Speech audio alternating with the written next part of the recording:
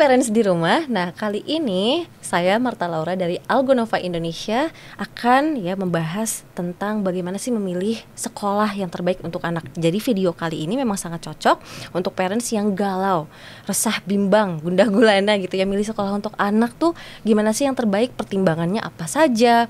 Terus nanti bagaimana pergaulan anak saya, kurikulum seperti apa. Nah, semua ini akan kita bahas bersama narasumber yang sudah hadir bersama kita nih, yang sudah 50 tahun lebih gitu di dunia pendidikan anak dan bahkan merupakan pendiri sekaligus pengelola dari sekolah untuk anak-anak gitu ya, sudah sekian puluh tahun. Nah, kita akan perkenalkan bersama kita sudah hadir gitu ya, ada Kak Seto Mulyadi. Halo Kakak. Iya, apa kabar Kak? Baik, alhamdulillah. Alhamdulillah. Kak dan Kek ya. Oh, Kak dan Kek. Sudah menjadi sosok kakek tapi masih melekat Kak Seto.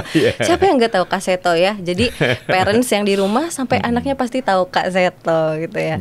Nah, ini mungkin boleh sedikit diceritakan latar belakang Kakak. Kenapa sih sampai sekarang konsisten untuk fokus membangun pendidikan dan juga terkait perlindungan anak gitu ya? Iya, baik Kak Laura. Ya, sebetulnya memang ini bermula juga dari kegagalan waktu itu. Saya pada waktu itu tahun 69 lulus SMA. Nah, waktu itu akhir 69, jadi kalau masuk harus kuliah itu tahun 70. Nah, tahun 70 zaman itu cita-citanya kebanyakan hanya dua, dokter atau insinyur gitu. Iya. Nah, saya kebetulan kembar. Kami berdua sepasang anak kembar ini ingin sama-sama masuk fakultas kedokteran. Nah, dia lulus fakultas kedokteran Erlangga, saya waktu itu gagal. Wah, saya sedih sekali, terpukul. Kembar kan biasanya harus sama kan. Iya, betul. Berhasil, saya tidak. Wah, saya sedih sekali. Akhirnya kebetulan waktu itu pendaftarannya agak berbeda-beda waktunya. Jadi dari saya gagal di UNER, saya lari ke Jogja, coba masuk UGM. Nah, setelah itu saya lari ke Jakarta, coba masuk ke UI. Jadi daftar selain UNER, kemudian UGM, UI, dan ke Semarang Undip, Universitas Diponegoro. Undip juga. Tapi setelah diumumkan empatnya gagal semua. Wah, luar biasa. Jadi sedih perjuangannya sekali. Iya. Nah, kembar selalu dibanding-bandingkan, dan saat itu belum ada lagu Wong Kong ini kok dibanding-banding. Belum viral ya? Ya belum viral. Jadi ya sudah, akhirnya saya bahasa Perancisnya minggat gitu ya, kabur ke Jakarta. Pokoknya memisahkan diri dari saudara kembar saya. Nah, akhirnya karena tidak punya teman, nggak punya saudara, akhirnya ya hidup lontang-lantung. Akhirnya merasakan jadi gelandangan waktu itu. Wah, di Blok M zaman itu. Nah, saat itu melihat ada acara di TV itu TV pakai aki gitu. Ada acara Ibu Kasur zaman itu, Taman Indria. Wah, saya bilang saya mungkin mengisi waktu jadi asisten Ibu Kasur. Saya datang tanya-tanya, datang ke televisi. Begitu saya tanya-tanya, wah, Bu Kasur nggak di sini. Hanya pada waktu siaran saja. Nah, dikasih tahu di daerah Cikini. Nah, itu bayangkan dari Senayan sampai Cikini saya jalan kaki tuh. Tanya-tanya menemukan menjelang sudah waktu itu saya jam 10 pagi, tapi jalan nanya sampai di sana jam 1 lewat begitu. Saya ketuk pintunya, yang membuka pintu ternyata Pak Kasur. Bukan Bu Kasur. Bukan Bu Kasur. Terus, kenapa Dik? Gitu. Wah, udah saya bilang, Pak, saya calon mahasiswa UI. Maksudnya calon tuh kapan-kapan gitu. Iya. Padahal udah gagal waktu itu. Saya mau membantu Bapak, nggak usah digaji Pak, gitu. Karena waktu itu memang hidup susah. Saya ngelamar kemana-mana nggak diterima kan, mau nggak ada kerjaan, nggak ada. Makanya saya bilang saya calon mahasiswa, nggak usah digaji. Wah, boleh, nanti sore datang. Nah, akhirnya sorenya saya datang ke sebuah tempat Taman Situ Lembang di Menteng. Beliau ada pautnya, waktu itu namanya Kebun Kanak-Kanak. Nah, akhirnya Pak, saya yang tadi calon mahasiswa UI. Oh ya, nah ibu-ibu, kenalkan saya punya asisten baru. Beliau bilang, siapa dia namanya? Nama saya Seto Pak. Akhirnya beliau bilang, saya punya asisten baru, kita panggil Kak Seto. Oh, awal mulanya dari situ. Nah, itu, saya lihat waktu itu jam 4 sore. jam 4 sore udah, saya kan selalu punya catatan harian. Nah setelah itu sore saya diperkenalkan jadi asisten, ya coba membantu apa saja, ikut nyanyi, ikut membimbing anak-anak. Nah setelah sore pulang pamit, saya kembali ke markas saya. Markas saya itu dekat tempat sampah di Blok M saat itu. Ya Allah. Tapi saya punya catatan, wah hari ini tadi jam 4 sore, saya lihat tanggalnya tanggal 4, bulannya bulan April. Wah serba 4, jam 4, tanggal 4, bulan 4. Nah itu saya kenang tahun 70. Itu saya kenang setiap tanggal 4 April selalu saya peringati sebagai hari pengabdian saya di dunia anak-anak. Luar biasa, Gitu. jadi sejarahnya Jadi, panjang. sejak saat itu deh. Iya. Jadi waktu itu memang gagal jadi mahasiswa, tapi akhirnya jadi asistennya Pak Kasur. Itu bulan April, bulan September, saya ingat tanggal 23 September, begitu dipercaya oleh beliau, karena saya banyak membantu berbagai kegiatan beliau memang pundak saya. Dik, kalau saya mati, itu kata-kata beliau, tolong adik yang melanjutkan perjuangan saya mendidik dan melindungi anak-anak Indonesia. Luar biasa itu. Itu yang jadi start saya, ya sudah. Mendidik. Akhirnya saya fokus mengabdi ke dunia anak-anak atas amanatnya Pak Kasur tadi, gitu. Luar biasa ini perjalanannya, sejarahnya panjang, dedikasinya juga bisa bertahan sekian lama gitu ya. Jadi nanti tanggal 4 April ini, 4 April ini peringatan 55 tahun saya di dunia anak-anak. 55 tahun Iya. lebih tepatnya ya, 55 tahun dunia anak, memperjuangkan pendidikan. Kalau dari yang Kak Seto lihat, ini kan di pendidikan untuk anak ada kebimbangan, orang tua memilih takut anak-anaknya ini terkena pergaulan yang negatif. Gitu, dampaknya sangat banyak ya, terutama misalnya di teknologi itu. Jadi ada anak-anak yang terlanjur terlalu cepat dewasa karena Yeah. banyak informasi yang tidak bisa disaring oleh anak tapi sudah masuk ke kepala anak. Nah, menurut Kak Seto terkait masalah itu, apakah memang juga bisa kita sebagai orang tua nih, parents, bisa kita cegah dengan memilih sekolah? Nah, kira-kira kalau misalnya milih sekolah harus yang seperti apa yang cocok untuk anak gitu, Kak? Ya, intinya adalah sekolah untuk anak, bukan anak untuk sekolah. Ya. Itu sekolah Ya. untuk anak, betul. Ya, jadi semua demi kepentingan terbaik bagi anak dan semua juga dibicarakan dengan anak. Karena salah satu hak dasar anak yang dijamin oleh undang-undang dan dijamin oleh konvensi hak anak, kan kita punya Convention on the Rights of the Child yang disahkan oleh PBB tahun 89 yang lalu, itu setiap anak punya hak suara. Jadi harus juga didengar suaranya, dipertimbangkan dan dibicarakan bersama. Jadi sekolah yang baik untuk anak, ya yang menurut anak nyaman. Jadi banyak sekolah-sekolah yang kelihatannya punya nama besar, tapi mungkin penuh dengan kekerasan, penuh dengan diskriminasi dan sebagainya, tentu tidak baik untuk anak. Tapi sekolah yang biasa-biasa, tapi anak senang, gurunya baik, ramah anak, pelajaran juga menyenangkan, itu semua adalah demi kepentingan terbaik bagi anak. Intinya itu tadi, jadi juga mendengar suara anak, sehingga anak juga ditanya, senang nggak kamu di sekolah ini? Jadi pada waktu memilih juga diajak untuk melihat tempatnya, kemudian bagaimana situasinya, diperkenalkan dengan guru-gurunya baik atau ramah atau tidak dan sebagainya. Kualitas pendidik, kemudian kurikulum itu masuk Kurikulumnya. menjadi hal yang urgent untuk dipertimbangkan, begitu parents, begitu ya Kak ya? Iya, betul. Nah, betul. sekolah untuk anak, bukan anak untuk sekolah. Iya, gitu. betul. Berarti nggak ada tuh istilahnya gak apa-apa anak dikeras-kerasin dulu biar nanti dia kuat, itu gimana tuh Kak?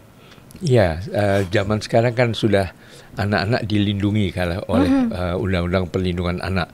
Jadi dari Konvensi Hak Anak itu menegaskan bahwa tidak boleh ada lagi kekerasan, diskriminasi atau hal-hal yang merugikan hak anak. Iya. Karena melekat pada anak itu 4 hak dasar: hak hidup, hak tumbuh dan berkembang, dan mengembangkan potensinya secara ramah anak, hak perlindungan dari berbagai tindak kekerasan, yang ketiga dan keempat, hak berpartisipasi, artinya dilibatkan dalam berbagai kegiatan saat ini maupun juga untuk masa depannya. Gitu. Jadi bukan zamannya lagi kamu harus jadi insinyur, kamu harus jadi dokter, kamu gitu harus ya. jadi lawyer. Apapun juga kalau itu merupakan pilihan dan menyenangkan bagi anak dan sesuai dengan potensinya, ya ayolah kita coba penuhi Artinya semua kan demi masa depan anak dan yang terbaik untuk anak itu sendiri. Betul, gitu. betul. Tadi apalagi kakak juga sudah sempat mention bahwa yang mahal belum tentu anak nyaman gitu, apalagi kalau ada kekerasan di dalamnya atau misalnya diskriminasi gitu ya. Nah ini kan juga pasti ada pertimbangan budget dari orang tua gitu ya untuk sekolah anak. Lalu banyak juga orang tua yang galau. Tadi kan perlu pilih sesuai potensi anak, melihat potensi anak tuh bagaimana gitu. Jadi menurut kakak seperti apa? Ya, artinya anak-anak ini kan punya potensi atau bakat, kadang-kadang potensi akademiknya, tapi non akademiknya juga dipertimbangkan juga. Misalnya dia senang nyanyi, senang menari, senang olahraga, atau senang menggambar dan sebagainya, sehingga di samping kegiatan pendidikan mungkin juga ada kegiatan yang pengembangan bakat. Misalnya aku senang nari, ya mungkin di sanggar tari. Aku senang nyanyi, ada sanggar nyanyi, sanggar lukis. Mungkin juga tempat-tempat untuk kebiasaan olahraga, futsal, atau mungkin bulu tangkis dan sebagainya. Jadi ini pun sebagai bagian untuk membuat anak seimbang, karena isi pendidikan kan bukan hanya iptek saja, tapi kan ada unsur art, seni, unsur olahraga dan sebagainya. Nah ini yang harus dipertimbangkan sehingga anak merasa ada keseimbangan dengan potensi-potensi non akademiknya tadi. Betul, non akademik juga masuk pertimbangan gitu ya. Betul. Karena kadang kan ada yang masih memaksakan harus bisa calistung di usia, ya ampun, betul, itu kecil sekali. Nah itu salah satunya mungkin potensi yang tidak tergali itu banyak anak-anak yang dia pintar matematika tapi suka main game juga, gitu. Akhirnya dilarang. Padahal anak suka main game ternyata itu, apalagi dia jago matematika, ternyata itu menunjukkan dia bisa diajak coding. Nah itu ada relasinya. Ada relasinya, jadi mengkorelasikan itu ya tadi ya kak ya. Mungkin dari akademisnya sama non akademis kalau dari kakak seperti itu. Iya betul. Nah ini kalau misalnya melihat keresahan lain kakak sebagai seseorang yang memperjuangkan pendidikan untuk anak gitu ya. Biasanya keresahan apa lagi sih yang ada di masyarakat selain mungkin pertimbangan kurikulum, tenaga pendidik gitu? Selain masalah kurikulumnya, isi pendidikannya juga masalah pendidiknya, gurunya. Jadi anak-anak juga mengharapkan adanya guru-guru yang ramah anak, yang menjadi sahabat anak. Bukan sekedar bos atau komandan yang main perintah, main paksa dan sebagainya, tapi juga memahami gaya belajar setiap anak. Ada gaya-gaya kan, misalnya anak yang lebih senang misalnya tidak kaku, tidak duduk manis terus, tapi mungkin sambil bergerak, nggak bisa diem, itu jangan bilang ayo duduk manis, karena setiap anak berbeda kan. Makanya kan sekarang dalam undang-undang sistem pendidikan nasional kita itu kan bisa sekolah itu bisa jalur formal, bisa juga jalur non formal, dan bisa juga informal. Jadi kalau non formal itu ya setengah formal, jadi mungkin dia datang ke sekolah tapi tidak tiap hari, mungkin hanya 3 kali, Senin, Rabu, Jumat. Per hari mungkin hanya sekitar 3 jam misalnya. Tapi dalam sistem yang sudah mulai berkembang, cukup banyak sekolah semacam homeschooling atau PKBM ini yang justru dinikmati anak secara lebih tepat gitu. Jadi walaupun ke sekolah hanya seminggu 3 kali, per harinya 3 jam, tapi ternyata setelah lulus ya ada yang diterima di fakultas kedokteran, di fakultas teknik, atau berbagai fakultas yang sesuai dengan minat dari sang anak itu sendiri begitu. Dan itu yang didirikan oleh kakak gitu ya, homeschooling Kak Seto. Saya alumninya, fun fact. Saya alumninya. Iya, saya alumninya. Luar biasa. Memang itu lebih bisa di-enjoy anak dan tetap bisa berbakat. Iya. Sebagai contoh, saya saja yang sekolah formal dari pagi sampai menjelang sore, zaman itu masuk 4 fakultas kedokteran gagal semua. Lah ini yang sekolahnya kadang yang tadi jarak jauh, kadang-kadang bahkan murid-murid homeschooling ini pusatnya di Jakarta tapi muridnya ada yang di luar kota ya, atau bahkan di luar negeri juga ada, tapi bisa lulus dengan predikat yang cukup bagus begitu. Ada yang terima di Harvard, ada yang terima di berbagai perguruan tinggi internasional, atau yang tadi diterima di FK itu murid homeschooling kami misalnya itu ada yang diterima di UI, ada yang diterima UGM, USU Sumatera Utara dan Unhas. Wah. Hasanuddin yang di Makassar. Yang sulit semua, yang notabene sulit di Indonesia. Betul, ya? diterima di ITB ada, ITS ada. Jadi intinya belajarnya dibuat nyaman dan sesuai dengan gaya belajar setiap anak begitu. Betul, nggak keras. Itu ada kesamaan juga dengan Algonova juga. Nah, bisa dipelajari dimanapun, bahkan pembelajaran coding Algonova itu sampai ke daerah-daerah terpencil, karena hanya memerlukan koneksi internet yang stabil. Ya. Oh, bagus lalu, ya. Iya, lalu ada platform khusus untuk codingnya. Itu tinggal habis itu Zoom gitu. Jadi seperti anak-anak distance learning mungkin kalau di homeschooling Kak Seto. Seperti itu ya. Jadi betul-betul mencontoh homeschooling Kak Seto gitu. Bagus sekali dalam ya. banyak hal. Nah, mungkin Kak tadi kan sempat dibahas juga tenaga pendidik gitu ya. Itu kan belakangan juga viral pro kontra gitu ya. Anak yang mengadu ke orang tua dicubit di sekolah, lalu gurunya diminta untuk minta maaf. Gini, apakah sekadar mencubit atau membentak anak itu sebetulnya dalam pendidikan nggak apa-apa atau gimana menurut Kak Seto? Iya, sejak ada konvensi hak anak itu tahun 89, lalu tahun 90 Indonesia meratifikasi konvensi itu, CRC Convention on the Rights of the Child ya. Dan ini kemudian menjadi satu-satunya konvensi internasional yang diratifikasi oleh hampir semua negara di dunia. Mungkin hanya satu negara yang tidak meratifikasi, yaitu Amerika Serikat, karena undang-undangnya lebih lengkap dari konvensi itu. Itu ya. Jadi intinya bahwa semua mengedepankan hak anak sekarang ini. Nah, kita sudah tahun 2002 sudah ada undang-undang perlindungan anak, dan intinya itu tadi bahwa kekerasan terhadap anak adalah suatu yang dia anggap melanggar hukum, itu bisa dipidana. Itu bisa dipidana, melanggar hukum. Mohon orang tua ataupun guru tidak melakukan kekerasan terhadap anak. Nggak bisa dibilang terlalu dimanja gitu, enggak ya? Enggak. Artinya bahwa memanjakan itu kalau serba boleh saja, tapi menjelaskan dengan cara yang ramah anak, dengan senyuman, mungkin dengan cara mendongeng, bercerita, atau dengan lagu-lagu. Jadi kalau misalnya nyuruh mandi bukan ayo mandi gitu, tapi misalnya di rumah ayo kita mandi dengan sabun wangi. Nah begitu anak asik mandi yuk. Misalnya. Kalau Kak Seto ngajaknya selalu begitu, semuanya pengen jadi anaknya Kak Seto. Iya, makanya saya juga kepada anak-anak juga tidak pernah melakukan kekerasan, tapi ya persahabatan. Makanya intinya jadi sahabat anak gitu. Bahkan waktu itu kan saya juga memimpin pertama lembaga yang namanya LPAI, Lembaga Perlindungan Anak Indonesia, tahun 98, dan sampai sekarang juga itu intinya mengajak anak-anak dilindungi dan dididik dengan cara apapun juga, tapi dengan cara yang ramah anak, dan memosisikan ayah bunda sahabat anak, guru, bapak guru, ibu guru sahabat anak, bahkan polisi sahabat anak. Jadi mengajar gitu, lalu lintas atau kepada anak-anak ya tidak dengan bentakan dan sebagainya gitu.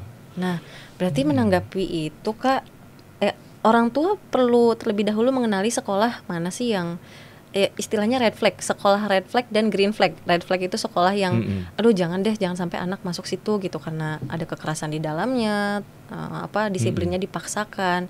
Versus yang green flag, jadi sekolah yang nah anak saya ini harus masuk sini karena cocok. Nah itu tuh ada gejala atau kriterianya nggak sih yang ditunjukkan oleh sekolah yang bisa dianalisis oleh setiap orang tua? Iya, tentu yang pertama adalah melihat bagaimana fisiknya, gedungnya, artinya cukup. Fisiknya juga, ya, apakah ada benda-benda tajam atau yang berbahaya, misalnya gitu. Jadi tempat yang betul nyaman. Kalau anak jatuh itu juga tidak mudah, misalnya terpleset, tidak ada benda-benda tajam di sekitarnya dan sebagainya. Jadi aman secara fisik. Kemudian juga guru-gurunya. Bagaimana, ada senyumnya tidak, atau cemberut, marah-marah, melulu, itu kan tegang kan. Jangan kan anak-anak, mungkin bapak ibunya juga tegang lihat bapak gurunya marah-marah gitu. Ya, kemudian juga dilihat kegiatannya, kurikulumnya dan sebagainya, tentu sesuai dengan apa yang sudah ditegaskan oleh Kementerian Pendidikan kan. Jadi semua harus dilihat oleh orang tua demi mengedepankan kepentingan terbaik bagi anak. For the best interest of the child kan. Intinya itu ya. Jadi mungkin dengan gurunya, dengan lingkungannya dan sebagainya. Kemudian ya mungkin pada waktu mendaftar pun ada masa-masa percobaan lebih dahulu, misalnya dilihat wah kira-kira anak-anak yang lain bagaimana, cukup senang atau tidak. Lalu mungkin juga dari sejarahnya ada berita-berita miring nggak dengan sekolah itu gitu. Jadi artinya betul-betul istilahnya jangan ada kata-kata buat anak kok coba-coba gitu. Buat anak kok coba-coba. Jadi benar-benar dipelajari demi kepentingan terbaik bagi anak. Nah kalau misalnya ternyata sudah masuk, ternyata juga ada masalah-masalah, ternyata banyak bullying, ada pembiaran terhadap bullying, atau bahkan gurunya galak, gurunya kejam dan sebagainya, ya sudah, ya dengan segala berhati-hati dipindahkan ke sekolah yang lebih ramah anak tadi gitu. Luar biasa, PR orang tua ini knowledge-nya banyak ya, gitu untuk memilih sekolah saja gitu, dan berani bertindak tegas kalau misalnya ternyata tidak ramah anak di sekolahnya gitu. Dan kalau bisa ada masa percobaan ya lebih baik gitu ya. Iya, betul. Betul. Nah, berarti nggak ada, kita sudah mematahkan dari diskusi ini ya Kak ya, terkait kalau galak nanti anaknya jadi lebih sukses. Kalau di negeri yang pagi sampai sore keras gitu ya, itu bisa pasti dijamin sukses. Kalau misalnya di swasta atau non formal mungkin yang dianggap tidak terlalu tegas, itu anaknya jadi nggak sukses nanti, itu nggak ada ya Kak ya. Ya, artinya semua sekarang mendesak kan, kota-kota sudah harus ada kata kota yang layak anak. Layak anak itu ramah anak ya, kota kabupaten untuk menuju ke idola, yaitu Indonesia Layak Anak tahun 2030. Dan itu semua menyasar ke 2045, yaitu Indonesia cemas. Indonesia emas. Jangan sampai Indonesia cemas atau Indonesia lemas nanti. Lemas, wah itu lebih parah lagi. Masih muda tapi lemas. Ya, pemuda jompo istilahnya. Waduh, iya Kak, itu pendidikan kan jadi urgent. Nah, kalau misalnya ada satu hal yang Kakak bisa ubah dari pendidikan untuk anak, apa sih yang urgent diubah di Indonesia? Ya, intinya adalah semua dilakukan demi kepentingan terbaik bagi anak. Bukan demi guru, bukan demi menteri, bukan demi peraturan dan sebagainya. Kalau peraturannya salah, tidak baik untuk anak, membuat anak menderita, ya tentu harus dikoreksi. Itu karena kita kan tadi membangun Indonesia Layak Anak dan mengarah Indonesia Emas tadi ya. Jadi Indonesia Emas itu di mana potensi itu merekah dengan segala keelokannya. Kan kita sedang ibarat taman bunga, kita ada mawar, ada melati, ada anggrek, ada kenanga, semua merekah dengan segala keelokannya. Tidak dibanding-bandingkan ini lebih bagus, ini lebih ini. Ya semua punya potensi bahwa nanti ada yang jadi ilmuwan, tapi ada yang jadi olahragawan, jadi artis, jadi seniman, mungkin tokoh-tokoh agama, semua di bidangnya, tapi dengan segala potensinya yang unggul. Betul. Gitu. Ya jadi parents juga tuh, itu metode mendidik membandingkan anak itu nggak efektif, nggak efisien. Bagusnya ditinggalkan. Itu anak tetangga udah jadi astronot, jangan ya Bunda ya. Kan ibaratnya setiap anak unik, otentik dan tidak terbandingkan. Luar biasa, unik, otentik, tidak terbandingkan ya Kak ya. Betul. Iya. Jadi kalau mawar, melati, anggrek jangan disaling dibanding-bandingkan. Beda karena waktu gitu. Untuk dia mekar juga beda parents. Betul. Karena kadang ada orang tua yang datang misalnya, terus ini anak saya di HP terus. Padahal kan orang tuanya juga nggak present nih untuk anak karena sibuk gitu.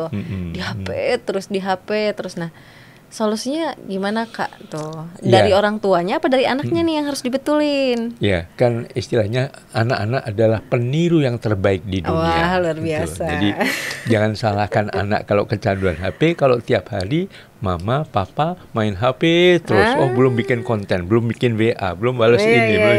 Ya udah anak lihat, ya udah anak juga asik gitu. Iya, betul. Apalagi dikasih gadgetnya itu kecepatan biar anak diem deh nggak nangis itu jangan deh betul. Bunda ayah ya itu. Nah itu masalahnya. Jadi akhirnya biasa mendongeng, menyanyi dengan anak, main cerdas tangkas, mungkin juga olahraga bersama, jalan-jalan pagi bersama. Nah itu membuat anak jadi bisa lebih seimbang semuanya gitu.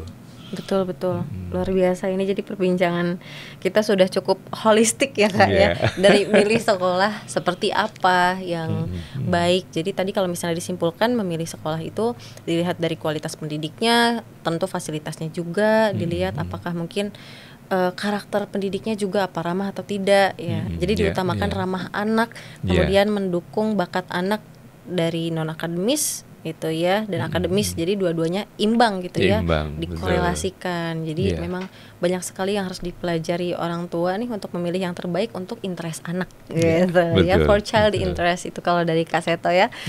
Oke, mungkin ada penutup kalimat yang Kak Seto mau sampaikan? Ya, itu tadi pertama adalah marilah kita menjadi sahabat anak. Marilah menjadi bukan sahabat bos atau komandan yang main perintah saja. Jadi penuh nilai-nilai persahabatan sehingga anak-anak akan tumbuh merekah dengan segala keelokannya secara lebih optimal.